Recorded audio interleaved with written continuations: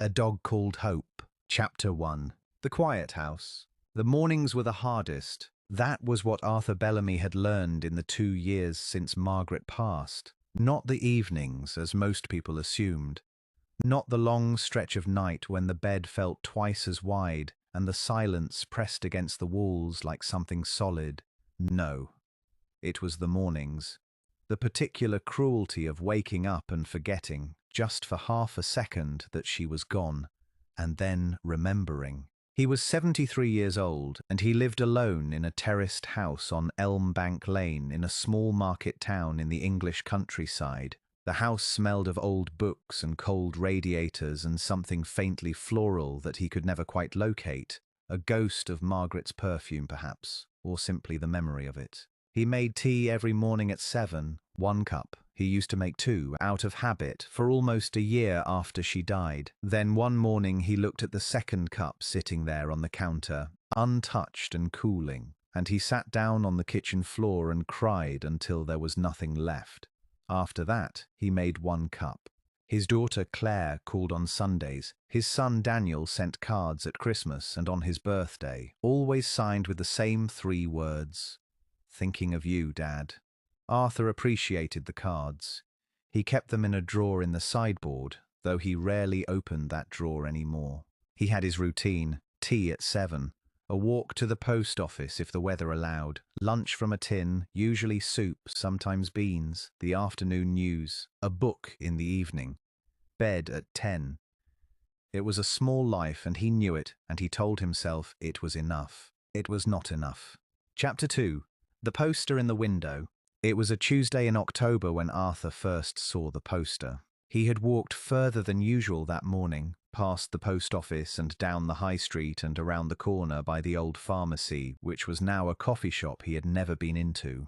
The wind was sharp and smelled of leaves and distant rain, and he had pulled his coat tighter and kept his eyes down, the way he always did when the world felt like it was moving too fast around him. The poster was in the window of a charity shop, handwritten on yellow card in thick black marker, slightly uneven letters that had clearly been done in a hurry. It said, "Rescue dog, female, approximately 4 years old, lurcher cross, good with people, needs a quiet home, call Sandra." Below the words was a photograph, printed on ordinary paper and taped to the card. A dog with a long, narrow face and ears that couldn't quite decide whether to stand up or fold over.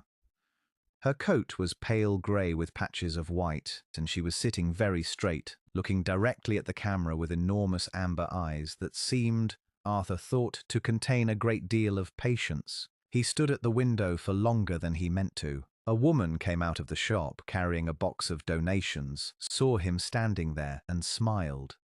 "That's Hope," she said. "She's been at the rescue centre for 8 months. Lovely dog, just needs someone steady." "I'm not looking for a dog," Arthur said. The woman nodded pleasantly and went back inside. Arthur walked home. He made his 1 cup of tea. He sat in his chair and opened his book and read the same paragraph 4 times without absorbing a single word. That evening he found himself thinking about those amber eyes. Chapter 3.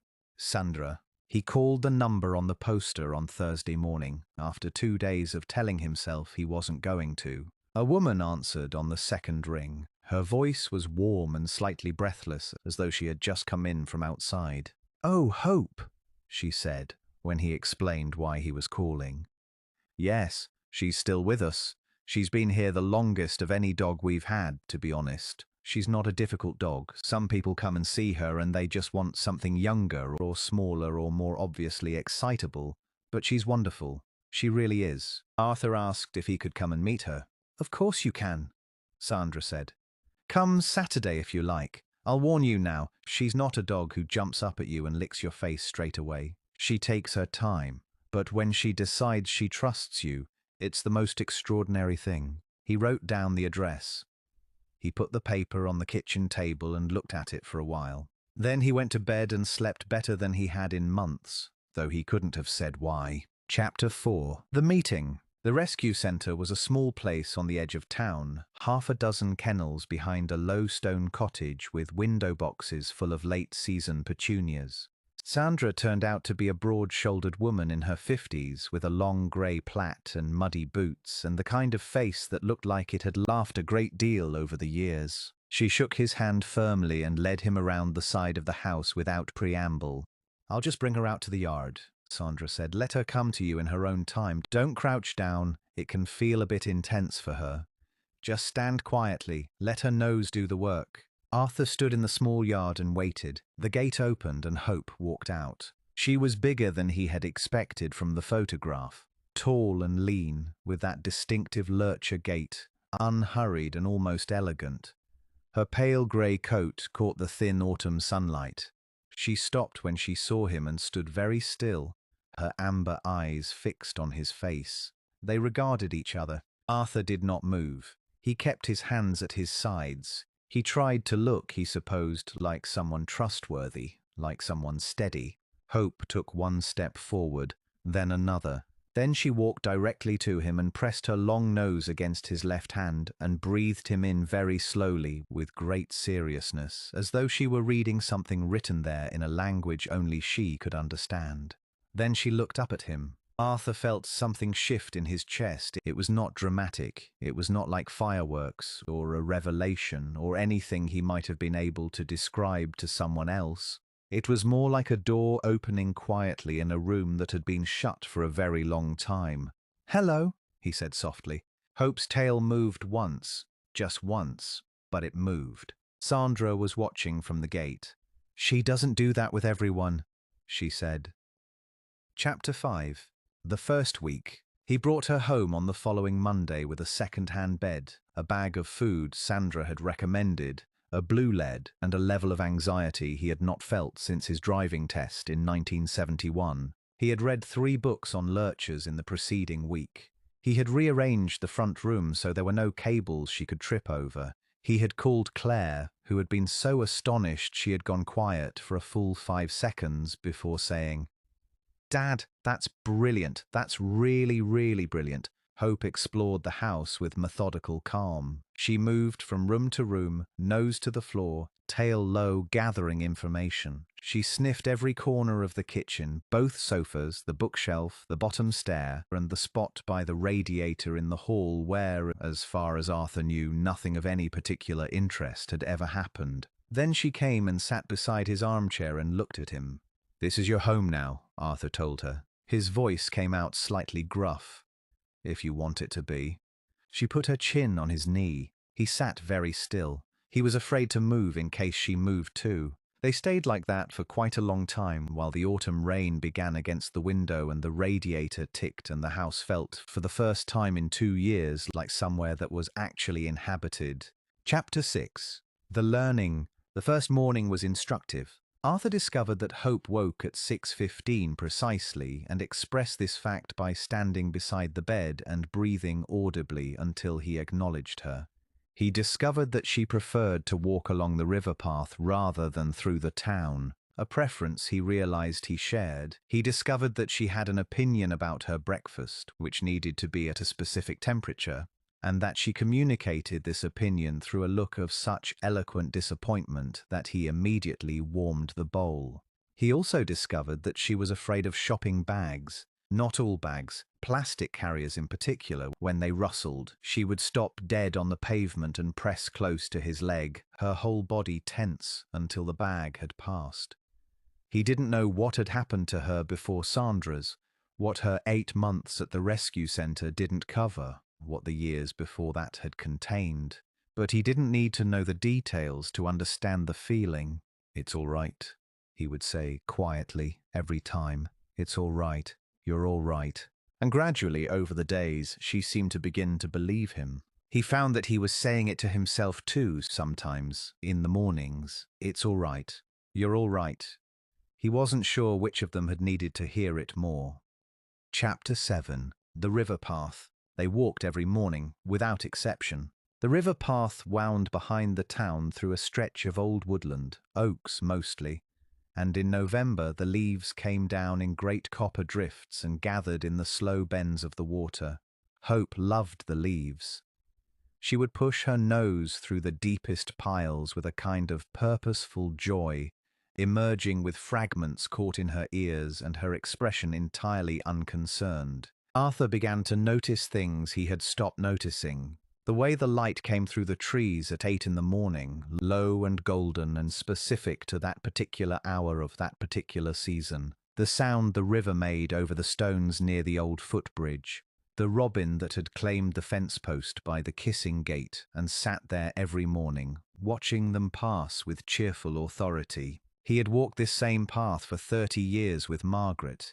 He had not been back since she died. He had not been able to.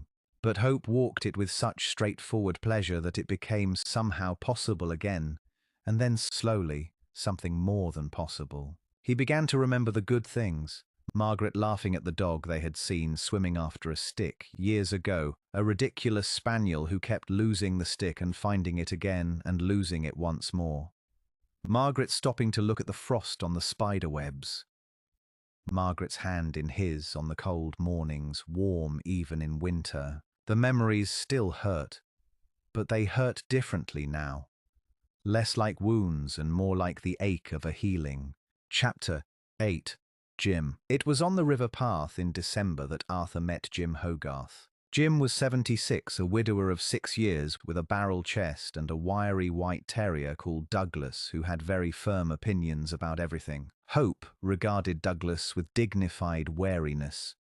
Douglas regarded Hope as though she were an interesting puzzle he intended to solve. Jim and Arthur fell into step without particularly discussing it. They walked together in the way that older men sometimes do, companionably, without filling every silence, finding that the silences were comfortable enough on their own. Jim had been a carpenter. Arthur had been a secondary school geography teacher. They had both lost wives they had loved for decades. They had both, they discovered, been finding the winters difficult. "It gets better," Jim said one morning in December, as Douglas launched himself into a pile of dead leaves with the enthusiasm of a very small explosion. "It doesn't go away, but it gets better. You find things to do, people to talk to, reasons to get out the door in the morning." He looked at Hope, who was watching the river with her usual grave attention. "Looks like you found yours," Jim said. Arthur watched his dog. Her ears were pricked forward. Her tail moved slowly in the cold air. "I think she found me," he said. Chapter 9. Christmas. Christmas had been something to be endured for the past 2 years. Claire had invited him to stay, and he had gone, and it had been kind and warm and entirely exhausting in a way he couldn't explain. He had come home feeling lonelier than before. This Christmas was different. Claire came to him with her husband Mark and their 2 children, Rosie who was 9 and Tom who was 6. Arthur cooked a turkey for the first time in 3 years, slightly imperfectly, though no one said so. The children were enchanted by Hope. They sat on the floor with her and told her things.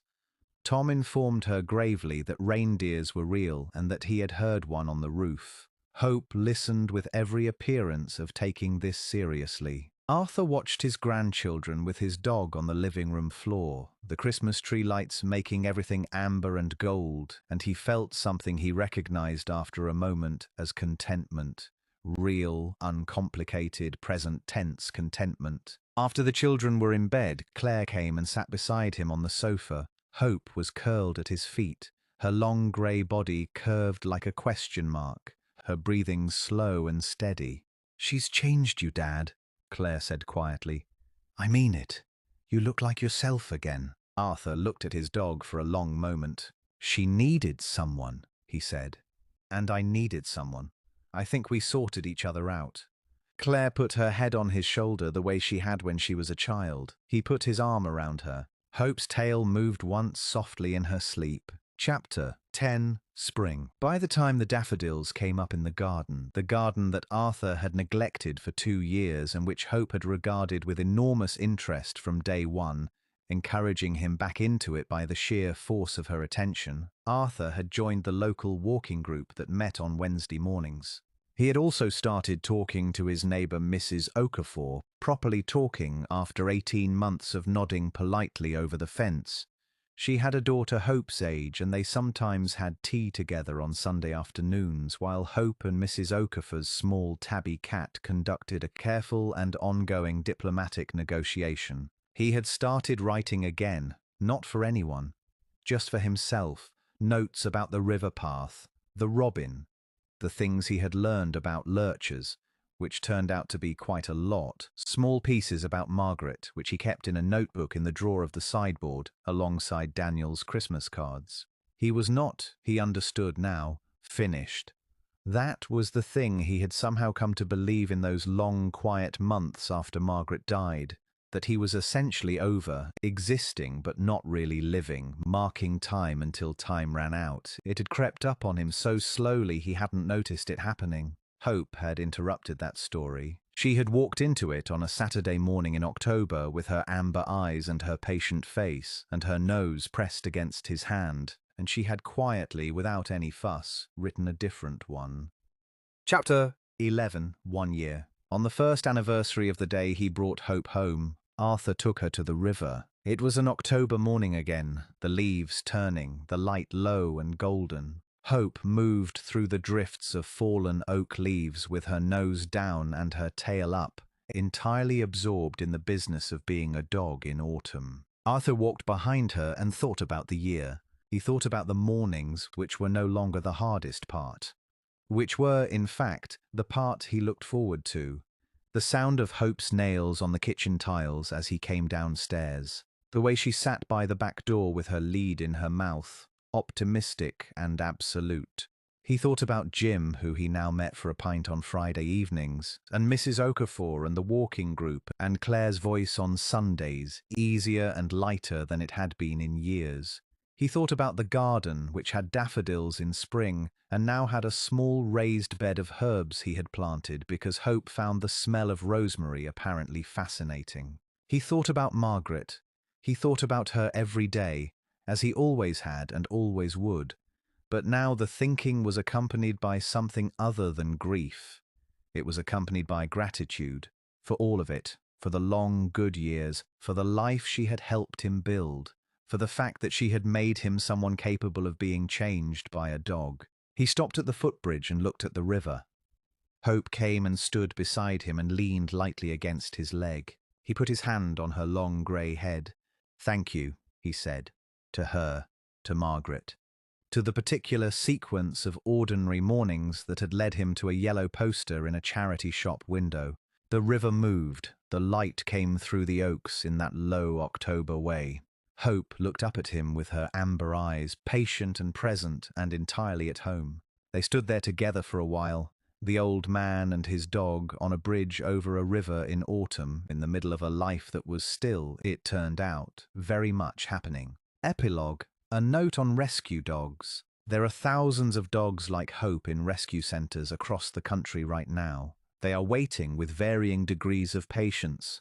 They have pasts we may never fully know. They are not damaged. They are not difficult. They are simply waiting for the door to open and for someone to be steady enough and quiet enough and willing enough to let them in. Sometimes the ones who need rescuing are the dogs. And sometimes they are the people. Most of the time, if we are honest, it is both. If you have room in your life and in your home, consider giving that room to a dog who is waiting. You might find, as Arthur did, that they give you something back that you did not know you had lost. End of A Dog Called Hope, written for the love of dogs and the people who need them.